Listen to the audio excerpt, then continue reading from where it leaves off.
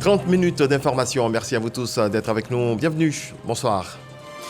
Je suis venu vous confier la canne faite de cette compétition, votre affaire. Les mots du Premier ministre Robert Begré-Mambé à l'endroit de la chefferie des BIMP, des têtes couronnées avec qui il a échangé ce mardi. Le chef du gouvernement s'est également rendu au stade Alassane Ouattara pour une visite technique. C'est le stade qui va abriter le match d'ouverture de la compétition continentale.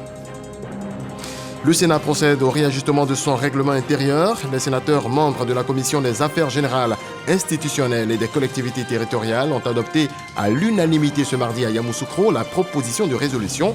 La modification intervient après 5 années de pratique parlementaire afin d'expliciter certaines dispositions. Et puis ce soir, nous aurons le dossier Ecoplus relatif à la nouvelle réglementation adoptée par l'Union européenne. À compter de 2025, toute exportation de spéculation, notamment le cacao, sera interdite si certaines conditions ne sont pas réunies. Les pays producteurs doivent mener une politique de durabilité et elle inclut entre autres la certification et la traçabilité. Et oui, je vous le dis à l'instant, le Premier ministre Robert Begré-Mambé était ce mardi à Ebimpe. Le chef du gouvernement a rencontré la chefferie traditionnelle du village avant de se rendre au stade Alassane Ouattara pour une visite technique de l'ouvrage qui va abriter le match d'ouverture de la CAN 2023 le 13 janvier prochain. Alexis Ouedraogo. L'inspection est minutieuse. Ce mardi au stade Alassane Ouattara d'Ebimpe, le Premier ministre Robert Begré-Mambé est venu observer de près les travaux effectués dans ce stade qui doit abriter tous les matchs de l'équipe nationale ivoirienne pour la première phase éliminatoire de la Coupe d'Afrique des Nations. Nous avons passé en revue tous les points qui étaient des points de préoccupation. Nous avons regardé avec les entreprises, le BNET, les ingénieurs qui sont sur le chantier.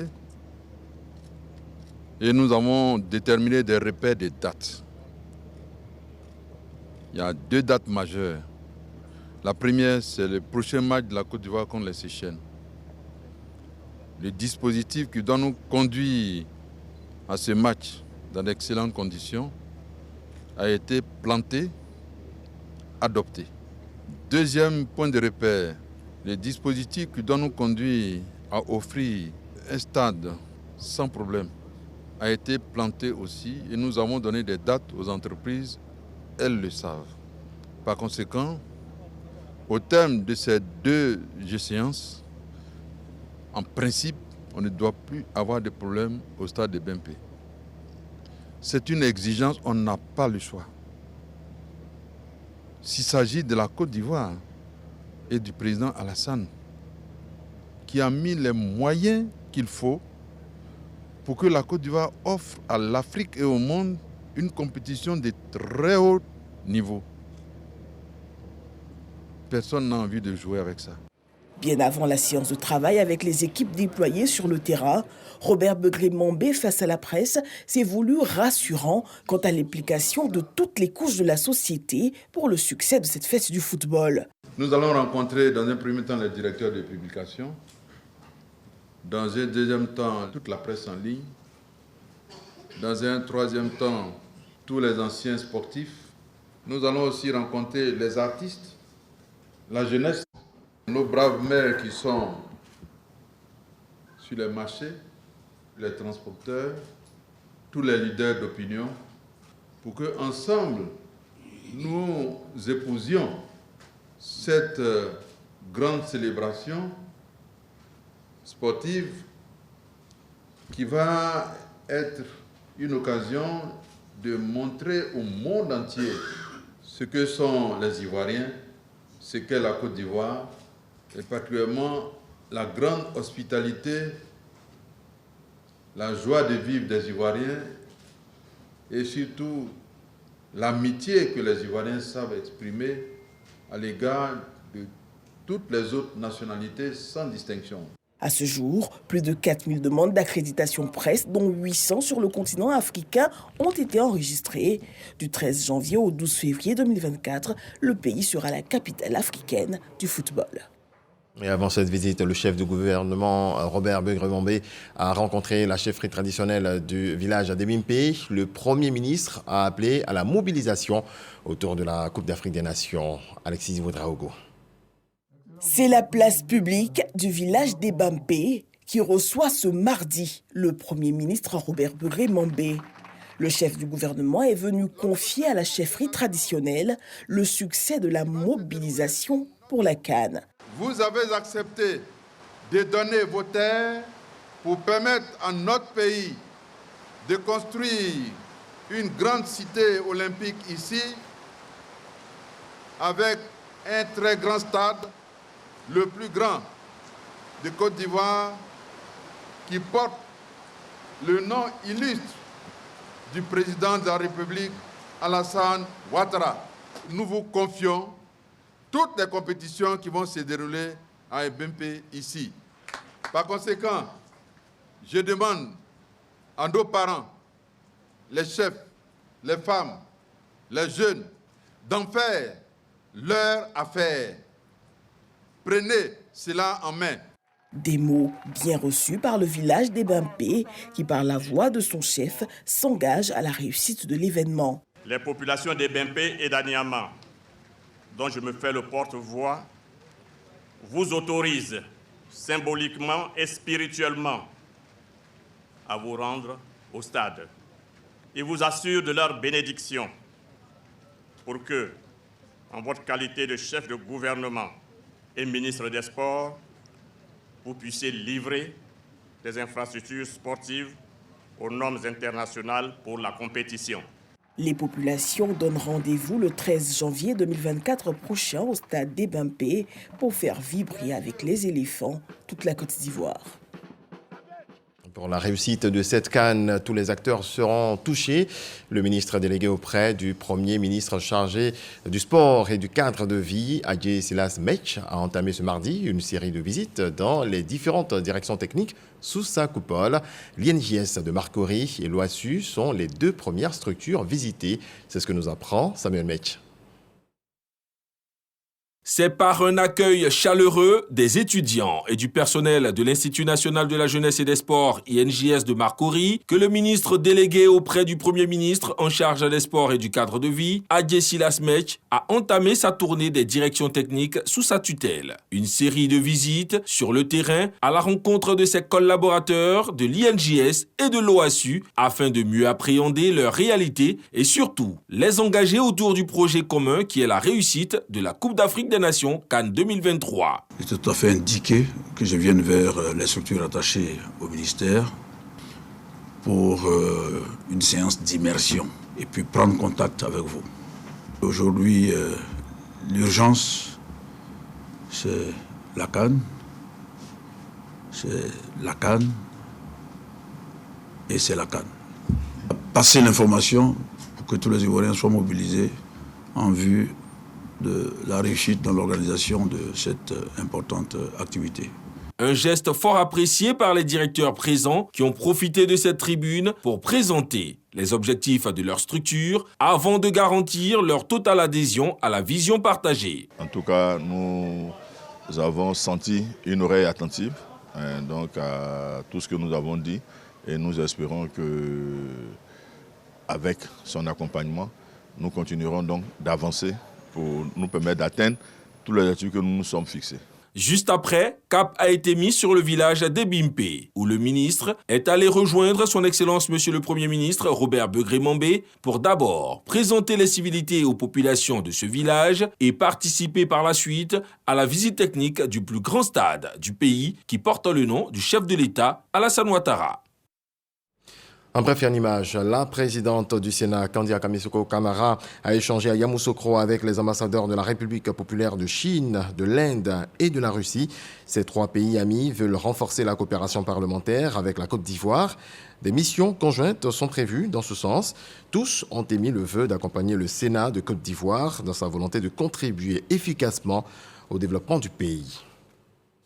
Et puis, le Sénat procède au réajustement de son règlement intérieur. Les sénateurs membres de la Commission des affaires générales institutionnelles et des collectivités territoriales ont adopté à l'unanimité mardi à Yamoussoukro la proposition de résolution. Qu'en est-il? Kader Sogodogo. Le Sénat de Côte d'Ivoire a entamé depuis peu sa deuxième législature. Pour un bon fonctionnement et pour répondre aux défis du moment, des modifications sont à mener. En la matière, cela est du ressort de la Commission des affaires générales, institutionnelles et des collectivités territoriales. Il y a eu plusieurs lois qui ont été adoptées par notre Chambre d'ailleurs et qui ont une incidence directe sur l'organisation et le fonctionnement du Sénat. Ainsi donc, nous avions jugé utile d'introduire une nouvelle résolution qui prend en compte l'ensemble de ces éléments. Des réformes qui s'articulent autour de 4 points majeurs. Nous pouvons citer par exemple la nécessité de créer une 7e commission, la commission qui est chargée de l'évaluation des politiques publiques. Il y a eu également la nouvelle constitution qui a introduit 2 sections parlementaires en lieu et place de la 16 section qu'il y avait. Et donc, en application des termes de cette nouvelle constitution, nous avions également introduit cette proposition à l'effet de changer les sessions du Sénat, de les adapter aux exigences de la Constitution. Il y a également l'extension du droit d'amendement qui a été faite au président de la République. Même en séance plénière, le représentant du président de la République peut intervenir dans la suggestion que ce soit un amendement ou un sous-amendement. C'est à l'unanimité que les 24 sénateurs membres de la Commission des affaires générales, institutionnelles et des collectivités territoriales ont dit oui à la modification. Elle sera soumise bientôt à l'ensemble des sénateurs en plénière. Autre volet de l'actualité, la 5e édition du MIVA, marché ivoirien de l'artisanat, a ouvert ses portes ce mardi au Parc des Expositions. Pendant 5 jours, 600 exposants venus de tout le continent, prêts à accueillir plus de 100 000 visiteurs. Les activités vont tourner autour du thème « L'artisanat, moyen d'inclusion sociale et de développement durable ». On voit cela avec Dangui Dangui. Des produits artisanaux venus des 4 coins du pays et de l'Afrique cristallisent l'attention, rivalisent de beauté et d'originalité. Bienvenue à la 5e édition du MIVA, marché ivoirien de l'artisanat, au Parc des Expositions. Au milieu de son stand, sans autre ornement que sa machine, Simba fascine les visiteurs. Non, et quand je vois une femme qui est là faire ça, ça me fait plaisir. La passion pour ce métier de tissage qu'elle transpire cache mal les défis auxquels Simba doit faire face au quotidien. Elle fait le pain tissé, mais là où elle fait le pain tissé n'est pas approprié, quoi. Donc on a besoin d'une grande salle pour pouvoir faire le pain tissé. Parce que ça les fatigue, ils ont vraiment besoin d'aide de fait. Ce sont ces pains tissés que Olivia Pérez, installée juste en face, utilise pour coudre ses costumes haut de gamme.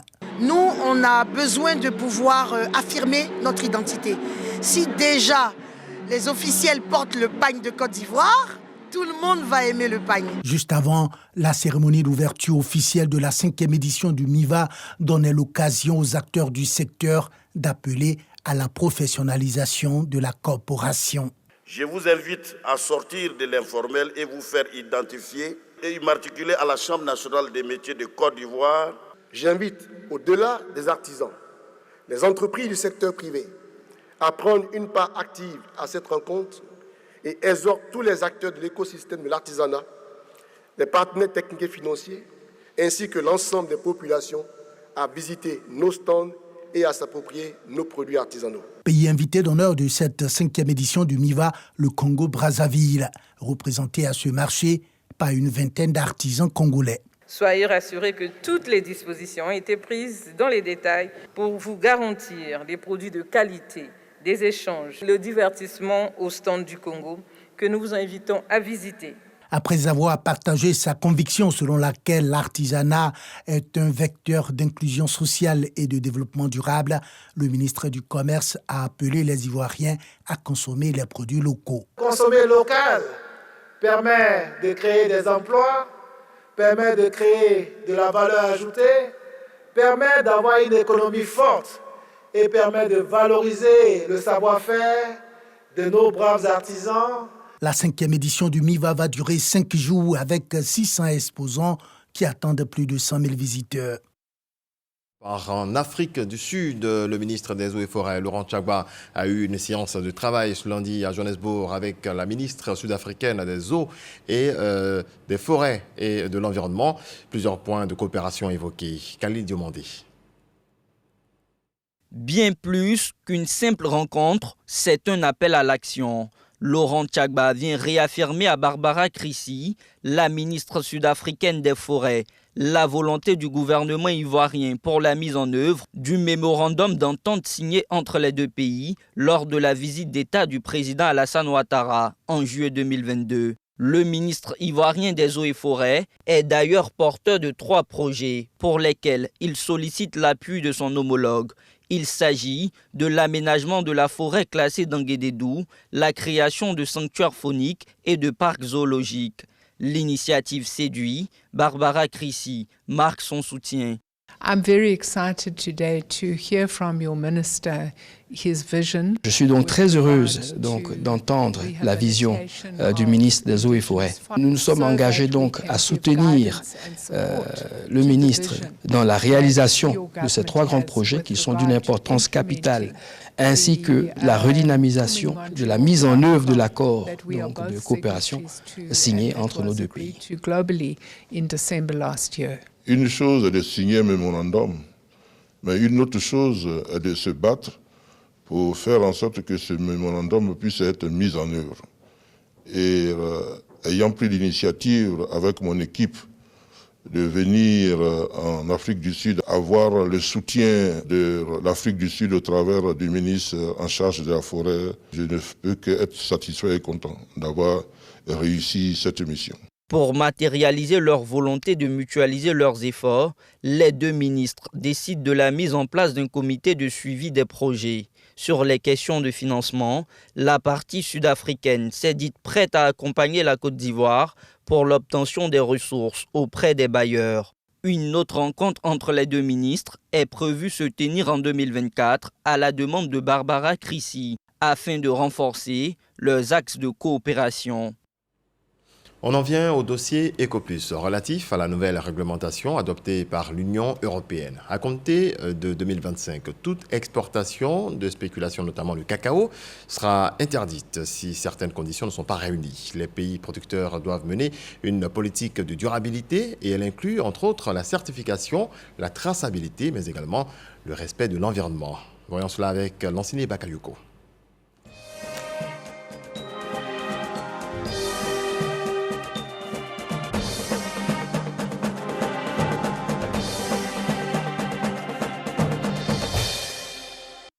L'Europe est résolue. Après le 30 décembre 2024, le cacao vendu sur son marché devra suivre un programme de durabilité. Une échéance capitale pour la Côte d'Ivoire, premier producteur de cacao, 40% de l'offre mondiale. En ce début de matinée, Yves Brahima Koné, le directeur général du Conseil Café Cacao, a rendez-vous avec les directions opérationnelles de l'Union européenne au siège de l'institution à Bruxelles. Il est accompagné d'une forte délégation. C'est quasiment l'avenir de la Côte d'Ivoire qui se joue. Je me félicite de votre présence ici aujourd'hui à Bruxelles, ce qui pour moi souligne l'importance pour votre pays d'un engagement, d'une coopération intense entre l'Union européenne, la Commission européenne et la Côte d'Ivoire autour de ce que je perçois comme un défi partagé. Un défi partagé, mais pas au même degré. Pour la Côte d'Ivoire, le cacao, c'est 15% du PIB, 3 000 milliards de revenus à l'export, au moins 2 038 milliards distribués annuellement aux millions de producteurs. Toute restriction devrait donc avoir des incidences sur la Côte d'Ivoire. Autour de la table, Yves Brahima Koné, entouré de ses meilleurs experts, essaie de convaincre les Européens. Nous sommes venus essentiellement à cette rencontre pour présenter ce que la Côte d'Ivoire a fait dans le domaine de la traçabilité pour tout ce qui concerne le cacao durable. Face à l'Union européenne, la Côte d'Ivoire plaide pour être classée pays à faible risque. Une demi-dizaine d'arguments sont mis dans la balance. Le recensement, la mise en place d'un système de traçabilité, l'agroforesterie ou encore la reforestation. Nous avons depuis 2018 que nous avons fait le recensement de nos planteurs, le recensement de nos vergers. Et donc, en principe, notre cacao devrait avoir moins de problèmes pour entrer sur le territoire européen. Dans les zones de production, les producteurs de cacao ont désormais leur carte. Cette carte multifonction, tout en permettant de disposer d'informations fiables sur les producteurs, permet d'assurer la traçabilité de la production pour la durabilité de la filière, apportant ainsi une réponse aux exigences du marché international. Mais la carte dispose également d'une puce bancaire pour permettre des transactions financières sur la commercialisation des produits. Monsieur Yo, on a pesé ton cacao, ça fait 130 kilos. On va saisir ça voilà, dans le terminal. Grâce à ce procédé, M. Yeo a donc pu récupérer son argent en toute sécurité. Toujours sur le volet de la traçabilité, un système a été mis en place. Il s'agit d'un système visant à garantir la transparence sur l'origine du produit, de sorte à certifier qu'il respecte les normes environnementales, sociales, économiques et de durabilité. Dans le cadre de l'agroforesterie, 7 500 000 arbres ont été introduits dans les plantations de cacao et 3,3 millions d'hectares géolocalisés. Il faut avoir une machette très tranchante parce que le pouvoir aller de manière horizontale doit être toujours à l'air public. À 1 cm du doigt, on coupe avec rapidité, on fait ça et nous mettons dans la terre. D'abord, un premier coup de terre, nous remontons bien la terre. L'autre volet important inclus dans la durabilité par l'Union européenne est l'amélioration de l'environnement des paysans. En plus des écoles et des centres de santé, désormais l'adduction en eau potable est une exigence. Plusieurs villages ont déjà bénéficié de cet équipement, comme ici à Gotonguiné dans la région de Man. Un moment de réjouissance.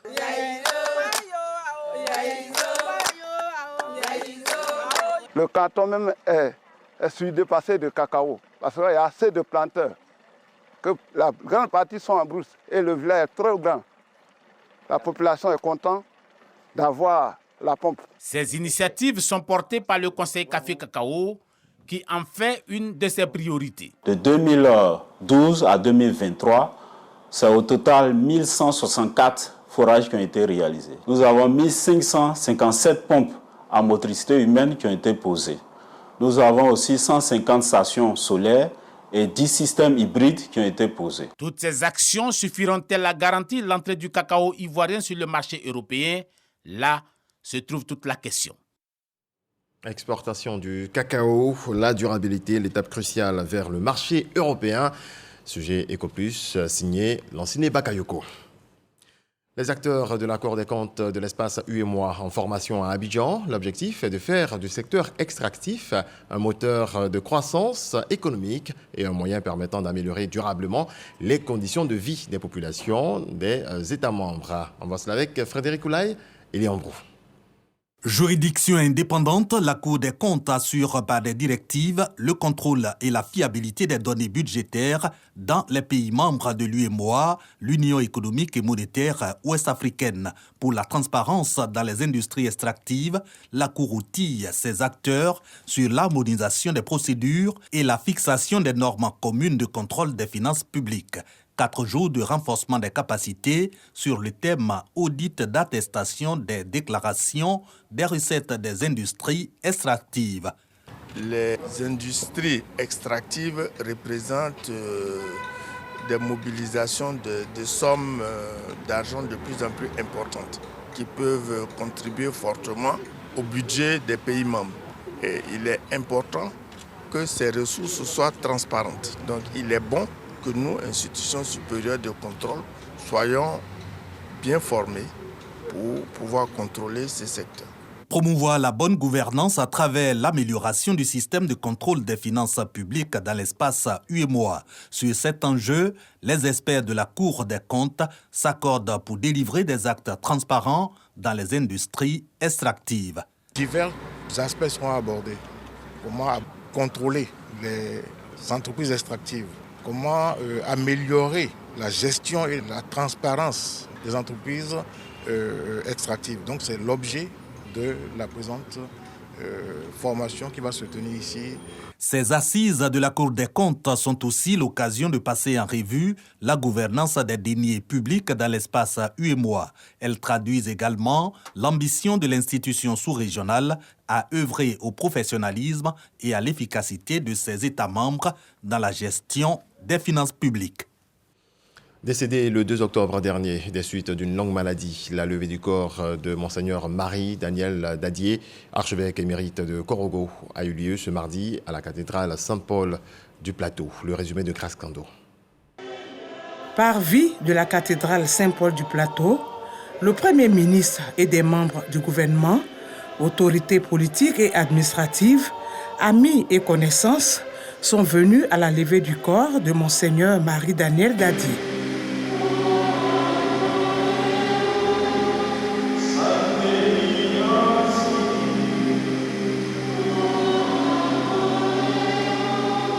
Au sein de la cathédrale, une messe au suffrage de Monseigneur Marie-Daniel Dadié a été dite par Jean-Pierre Cardinal Coutois. À l'entame de la célébration eucharistique, Monseigneur Marie-Daniel Dadié reçoit les attributs de son ministère sacerdotal et épiscopal.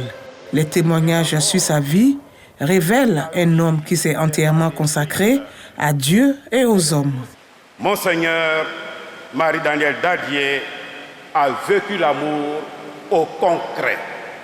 Il a fait, en accueillant dans son diocèse, à Korogo, beaucoup de prêtres en difficulté. Tu as été parmi nous un véritable sacramentum amoris, sacrement de l'amour, sacrement signe visible de l'amour et de la bonté de Dieu. Merci, Marie-Daniel Dadié. Un seul Dieu, Père de tous, c'est autour de cette devise que le prélat a bâti son ministère sacerdotal et épiscopal. Monseigneur Marie-Daniel Dadié aurait eu 25 ans d'épiscopat le 11 octobre dernier. Il sera inhumé à Korogo ce vendredi à la cathédrale Saint-Jean-Baptiste. On passe au sport taekwondo, la 20e édition du championnat d'Afrique s'est tenue les 5 et 6 novembre à Abidjan. La Côte d'Ivoire, pays hôte, a glané 10 médailles, dont 2 en or, 5 argent et 3 de bronze, et se classe 2e derrière le Maroc. Arsène Kouassi. L'ambiance est bel et bien de retour dans les travées du centre sportif, culturel et d'éthique ivoiro-coréen Alassane Ouattara. Pour cette journée inaugurale du championnat d'Afrique, le public qui a effectué le déplacement n'a pas boudé son plaisir, aussi bien dans les phases éliminatoires qu'en finale. Dans la catégorie de moins de 58 kg, le duel entre l'Ivoirien Diakité Issa en plastron bleu et Noureddine Issaka du Niger a tourné à l'avantage du Nigérien. Idem pour son compatriote Kobena Aron, plastron bleu, chez les moins de 68 kg. Malgré sa détermination, il plie les chines contre l'Égyptien Ahmed Nassar. Chez les dames, Astan Batili s'est incliné contre la Marocaine Abou Farah Fatima. Dans l'autre attraction de moins de 67 kg, Bagui Ruth en plastron bleu a fait honneur à la Côte d'Ivoire. Déterminée, la tireuse ivoirienne use de malice malgré son déficit de taille par rapport à la Nigérienne Elisabeth Oluchi pour s'imposer dans les 2 rounds. En finale, ça n'a pas été facile face à la Nigérienne parce qu'elle est très grande de taille, elle dérange et elle a un très bon coach allemand qui lui donne de bonnes stratégies. Et également avec mon coach, on a travaillé des stratégies avant la finale et par la grâce de Dieu, ça a marché. Grâce à cette victoire, Bagbirut engrange 40 points et fait un grand pas vers la qualification des Jeux Olympiques de Paris 2024. Il lui reste 36 points qu'elle devra aller chercher au Grand Prix de Manchester les 2 et 3 décembre prochains. Et une médaille de bronze suffit pour qu'elle valide son billet pour les JO de Paris 2024. L'autre satisfaction de la seconde journée, c'est la performance d'Ibo Kumba Hélène dans la catégorie des moins de 62 kg. La tireuse ivoirienne a décroché de haute lutte la médaille d'or en disposant de la Marocaine Myrial Koulal en 2 rounds. Je suis heureuse d'avoir dignement représenté mon pays et d'être la deuxième qui remporte la médaille d'or. Une performance remarquable qui permet à la Côte d'Ivoire de terminer la compétition avec 10 médailles, dont 2 en or, 5 en argent et 3 de bronze. Au classement général chez les dames, la Côte d'Ivoire occupe la 2e place derrière le Maroc. Au total, 221 athlètes venus de 36 pays ont pris part à ce championnat d'Afrique de taekwondo. Dans le reste de l'actualité, en bref et en image, le secrétaire d'État américain Anthony Blinken s'est entretenu ce 6 novembre séparément avec le président rwandais Paul Kagame et le chef de l'État congolais Félix Tshisekedi. Des discussions au sujet de la situation volatile à la frontière entre les deux pays et la crise humanitaire qui s'est fortement dégradée. Les combats se sont intensifiés ces derniers mois dans le Nord Kivu entre l'armée congolaise et le M23, rébellion soutenue selon plusieurs rapports onusiens par le Rwanda. Les États-Unis appellent à la désescalade. Et puis, le Premier ministre portugais Antonio Costa a remis sa démission au président de la République qui décidera de la marche à suivre. Des perquisitions ont été menées ce 7 novembre dans plusieurs ministères et dans la résidence officielle du Premier ministre dans le cadre d'une enquête pour corruption dans l'attribution de concessions d'exploration de lithium et de production d'hydrogène vert. Ainsi prend fin ce journal. Merci à vous tous de votre attention. Dieu nous garde. Bonsoir.